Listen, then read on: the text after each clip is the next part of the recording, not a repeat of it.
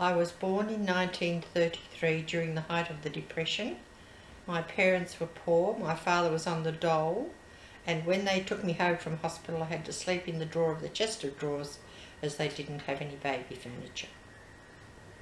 And Hitler came to power in 1933, and it wasn't a good time for anybody in the world.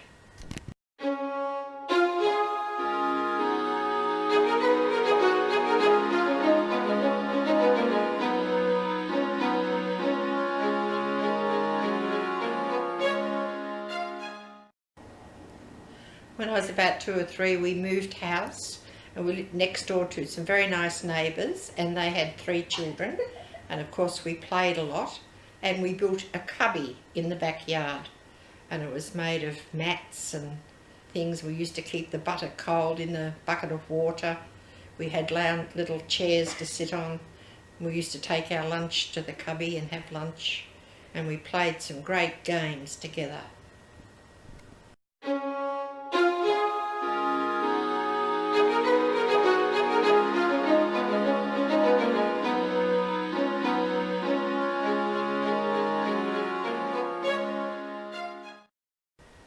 On my first day at school, I was 5 and a half when I started.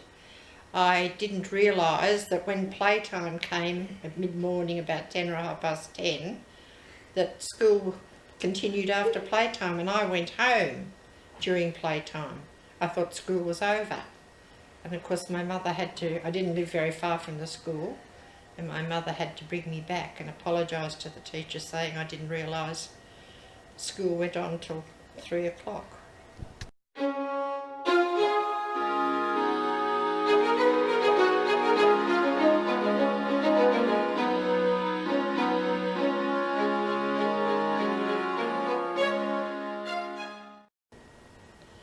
School was different to what they do these days, because we only had the basics. We had a slate and a slate pencil, no books, no pens, and the teacher used the blackboard a lot, of course, which they don't do these days. And we just learned to read, to write, and arithmetic. There was no social studies, no anything extracurricular.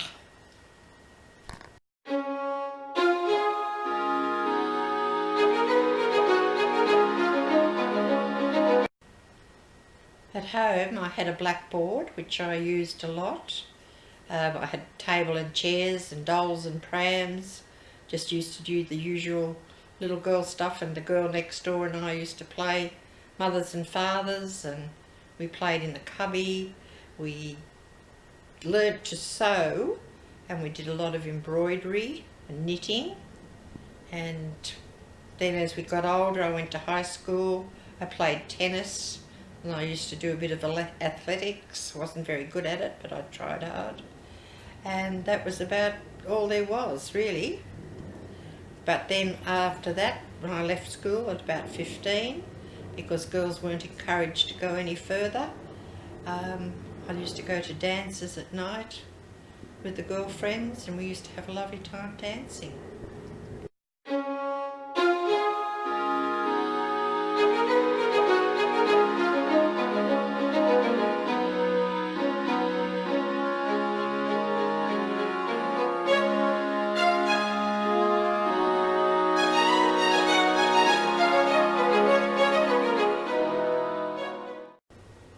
I lived through the war. The war started when I was 6 or 7, and my father joined the Air Force, and my mother and I lived alone while Dad was away.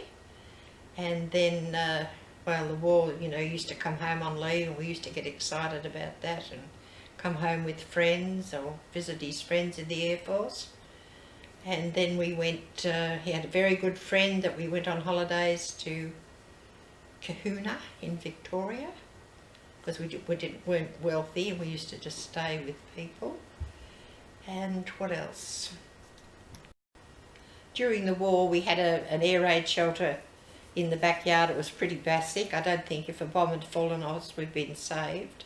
But we had lots of trenches built in the local park, and we used to go down and play in those sometimes. At school we had to wear a rubber around our neck so that if there were any bombs or anything, the shock of the shock waves, we just put the rubber between our teeth, and that would supposedly help the shock of the bomb. What else happened? Oh, there were Americans around everywhere because the Americans came over to help, and they were always giving, if you stood out in the street as you're crossing the road or something, they'd go past in a convoy because we were near the Heidelberg Hospital. They'd throw you lollies and gum and things. That used to be good fun. And other than that, I can't think of, the war ended, of course, and we were all very happy about that. We had rationing.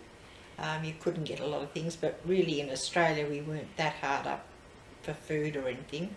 But clothing was the problem, because as a growing girl, the taller you were, you got an extra ration of coupons.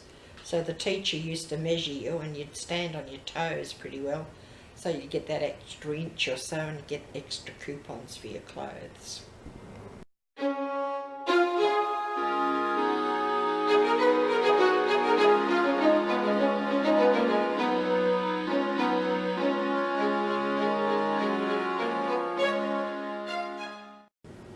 I was grown up and married in 1969 when people landed on the moon. That was a great excitement for everybody because technology was starting to go gangbusters, and that was really, really something amazing.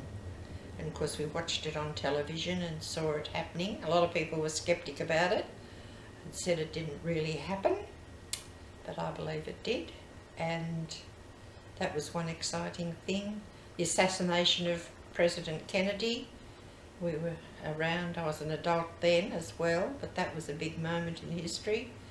And the coronation of the Queen, that was, and her marriage, they were both major events in our lives because we were very royalist.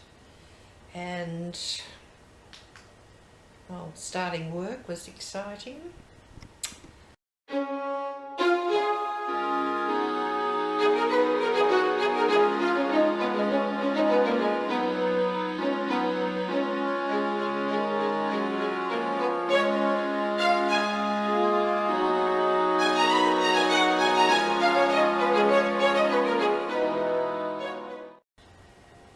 For my working life, I started work as a typist because I learned typing and shorthand at high school, and I went to work for TAA, and I got a real feel for aircraft and the fun of flying.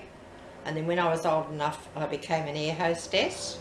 You had to be 21 to be an air hostess, and that was exciting, and I had a very good life there. It was the best 4 years of my life, I guess.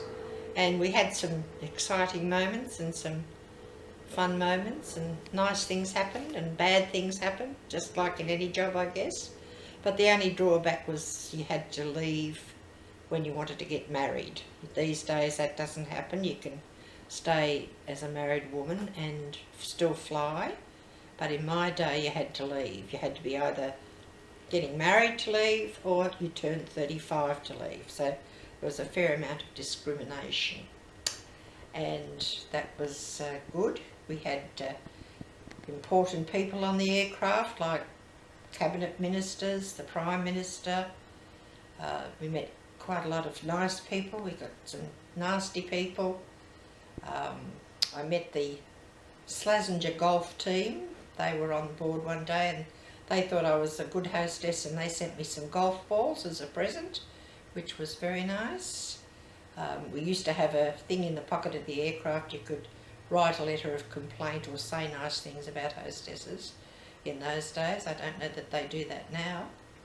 And we had some terrifying moments when a bird crashed into the windscreen of an aircraft, and of course we had to go down below pressure, and the captain of the aircraft had to fly with his hat pulled down practically over his eyes because of the wind rushing in, and we were met on the tarmac with ambulances and fire engines, which scared us a bit, but we made a good landing and nothing untoward happened. I've been in an aircraft when the ailerons have broken and through a storm, hit by lightning, and we had to go and sit down the back of the aircraft and pray, the captain said. But again, we made a good landing and nothing happened. But after that I started to get a bit nervous, and I was quite happy to leave. I left before I got married. One of my trips in whilst a hostess was the first flight that went up to New Guinea as a TAA flight, because Qantas used to go there, but they relinquished the run to TAA, and we did all the outlying areas. We went up in a Fokker Friendship. They wanted to test how it went on the short runways and things that they had in New Guinea, and they let the native people through the aircraft to have a look while we were at Madang. And there was one native lady who got on board, and I was standing at the back of the aircraft, and she sort of put her hands all over me, and I didn't like it terribly much, but I didn't say too much.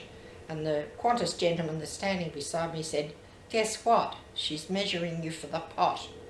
And I thought, oh, that'll be nice. But it was just a bit of fun.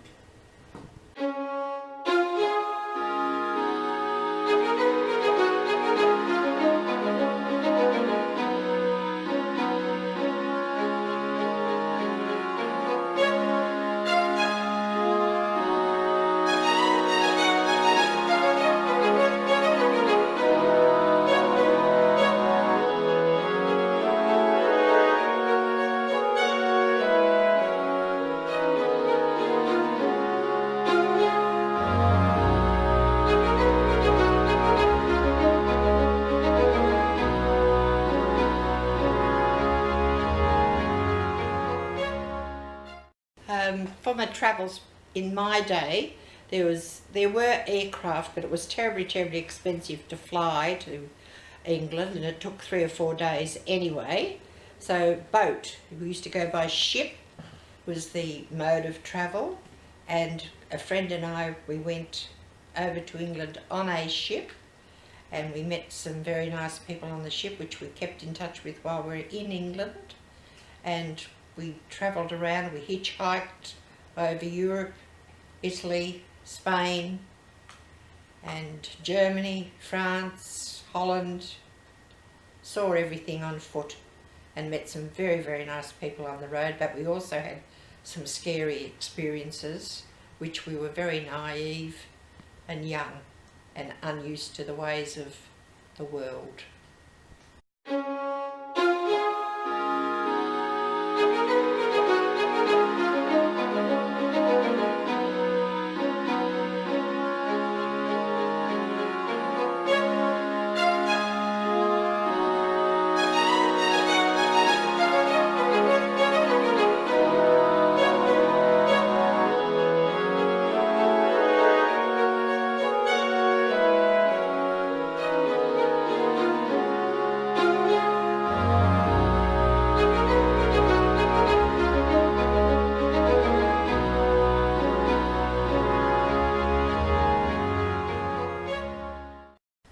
Whilst overseas, I worked as an au pair, and I worked in a doctor's house. He was a surgeon from Harley Street, and they had a lovely home in St John's Wood, and they had 3 children, and I used to cook for them and do the ironing. I didn't do any housework because they had a housekeeper who used to come in. She was a girl from South Australia, and we used to have some fun when the days she came to do the housework and talked about home, and we were homesick, and it was just an experience that everyone should have. So I just want to explore some of the things you told me in the first video. How did you get the job in London initially, and what was the job? The job was for an au pair. You had to go to an employment agency and apply, and then you had to go to the particular people that these employment agency gave you for an interview. Right, so you'd never had any experience with kids really, had you? No, not at that age. So they were just desperate for staff, were they? Yes, well, it was just after the war, and a lot of things were changing. A lot of people wouldn't go into housework and caring for children. They were now out of the servile stage. So the Brits had enough, so they got the colonials to take up the mantle. Yeah. Possibly. Okay, so when you got to the job and you had the interview, obviously you got the job. What did the job initially entail, and then how did it develop? Well, I worked for Mr. and Mrs. Hunt, Dr. Hunt, and they had 3 children aging from 4 children, 12, 9, 7 and 4. Mm. And they were called Stephen, Keep going. Yeah. David, Lucy and Susan. Yeah, and what did you have to do? Well, I had to make sure they got up in the morning, got ready for school, were in their uniforms.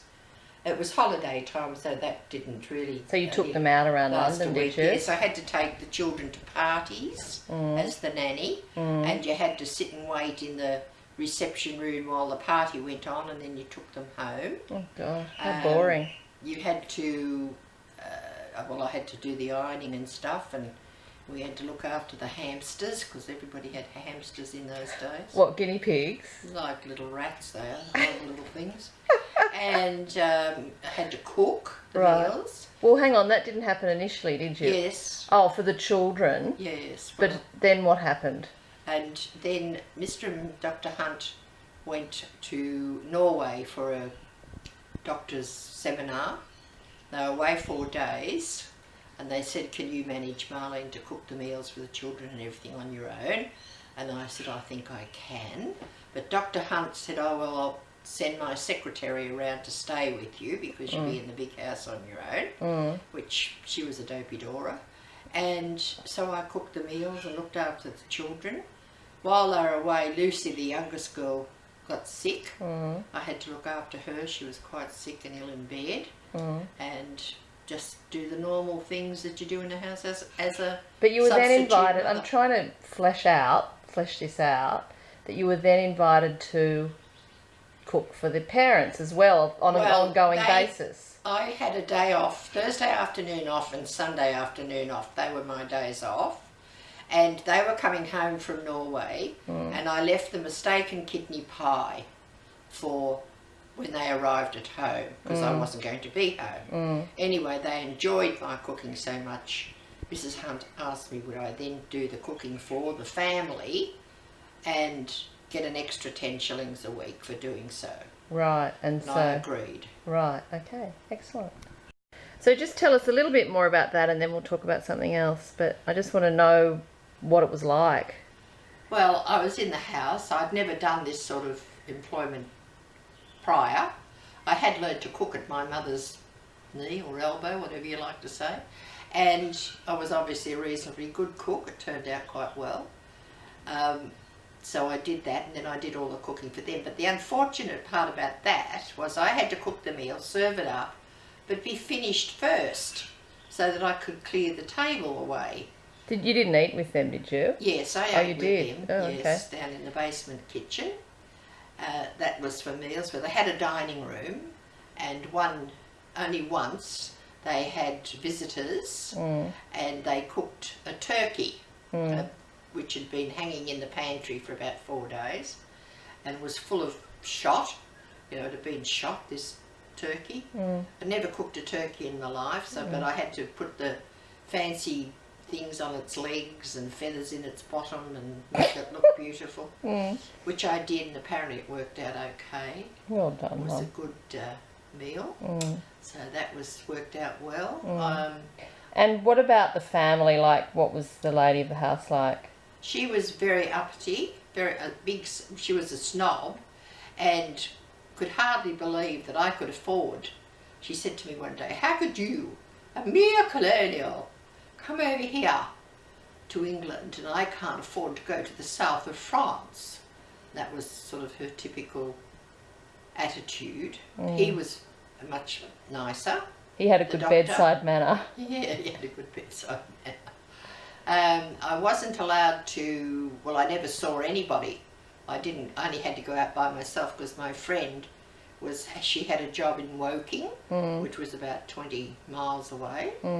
So I didn't see her, and had to go to the movies on your day off or something to fill in the time, which was just normal things. And I had to use the downstairs entrance. I wasn't allowed to come in the front door. Mm. And I had to then walk up 4 flights of stairs because my room was at the top of the house. The maid's room. Yes, a tiny little attic room. Wouldn't you love to go back to that house now and check it out? I bet it's worth squillions. Probably was then. Well, St John's Wood is a fairly posh area. Yeah. It was then. Yeah, it still is. Yes, so that was sort of all that I did. Talk to the garbage men.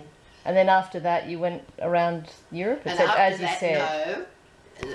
My friend Dorothy worked at Woking for this couple whose wife had had a motor car accident. That's why she was there helping. And they had relatives who lived at Whitchurch, Aylesbury, an old couple, but they were quite well off and had a beautiful home. They had been, I can't think, it was some pale ale business they had, and so they asked us to go up and work there as a pair, my girlfriend and I, to do the cooking for them. And we didn't have to do any housework or anything again because they had housekeepers living on the premises. They had houses and grooms, and we had a fun time there. But the son, their son, was the headmaster at Cheam, where Prince Charles went to school. He was very nice. We met him. And they'd had a son that was killed in the First World War as well. Yes, they had a son that was killed in the war he was an Air Force pilot, and he was killed on a train. Oh, Second World War. Second World War. Killed on a training mission. So they were still very much sad. grieving, yes, I guess. Because it was not long after the war. Yeah, terrible. And tell me about the fox hunt. Well, they had a fox hunt where all the riders and the horses came into the courtyard to start off the hunt, and we had to serve them as the maids. Fruit cake and whiskey, and they were still sitting on their horses while we went round and served them all with the fruit cake and whiskey, which was great fun. And then of course they ta-ta, off they went with the dogs and the horses. So that was exciting for us. And a lot of the villagers, you know, we were a novelty, and they used to ask us up for tea and things, and they'd buy Australian tin peaches and give us tin peaches and bread and butter for afternoon tea, which we thought was quite strange, but they thought it was wonderful. Isn't that nice though? Yes. And what they wanted to know about down under, basically. Yes. Well, we were novelties. Yeah, Australian people. Yes. But how kind. Yes. Were they? They were the workers on the property. Oh right. Oh okay. And then into their cottages and things, and they just being friendly. Yes. Well, good on them. Yes, it was very nice. But it was a wonderful place because it had all been planted out with daffodils and bluebells, and in the spring it was just beautiful. So where's Aylesbury exactly? Cotswolds or? It's not very far from London. Cotswolds? No, I can't tell you. Sort of unless I north. looked at a map. Oh, okay. Because the Cotswolds is west. It's a long time ago since I was there. Yeah. Anyway, okay, thanks, Mum.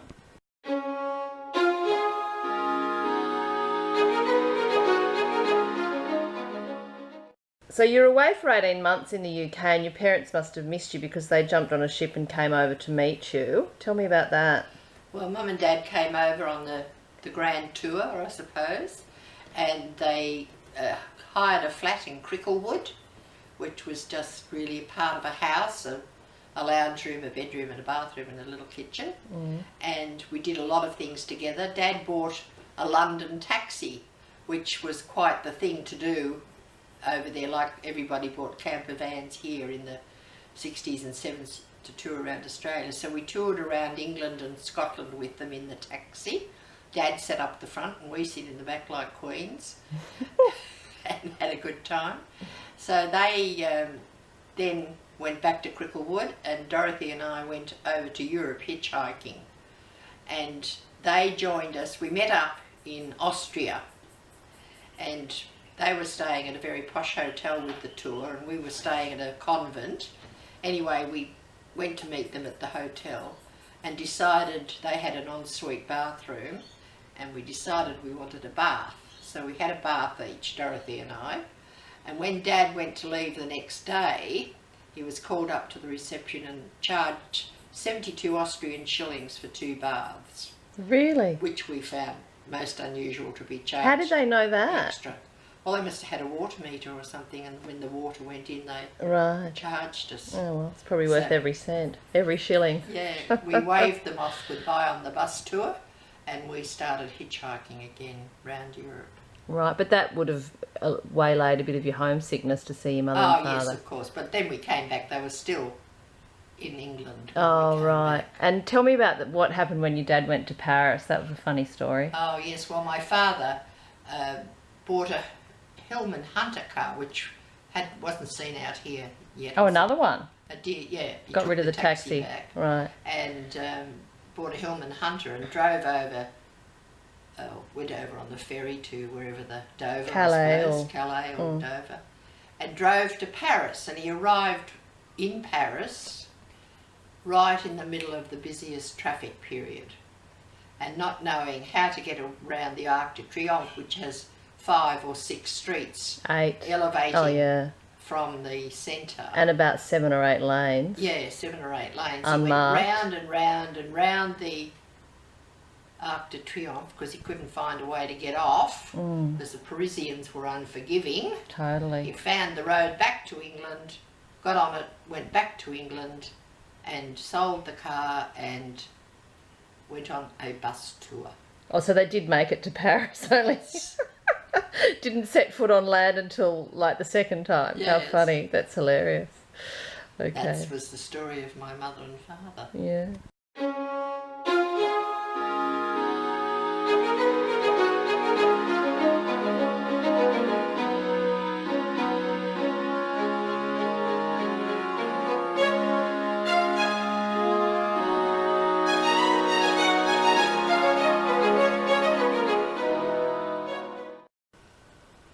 In 1961, I left flying and got married.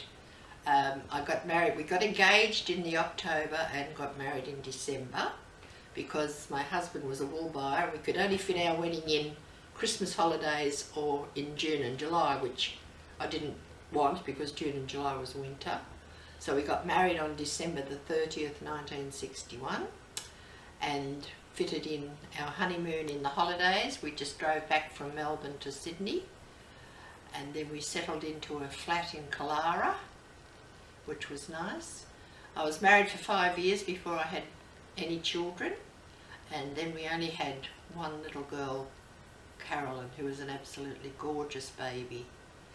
Everywhere I took her she was admired because she was such a pretty little baby. Oh.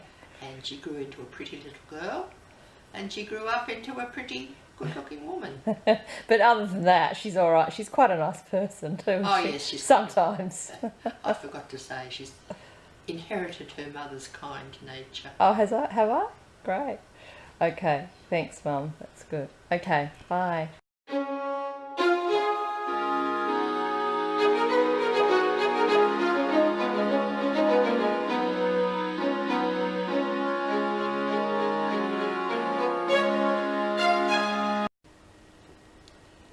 You asked me, did I have a good life? Yes, I have. I've got nothing to regret. Knowing what you know now, perhaps you might have changed the odd thing, but really I've had a privileged life. I had not a lot of money, but enough to be comfortable. I had everything I wanted. I went overseas. I lived overseas for 18 months. I have just done whatever I wanted basically, and I've had a good life. I regret nothing.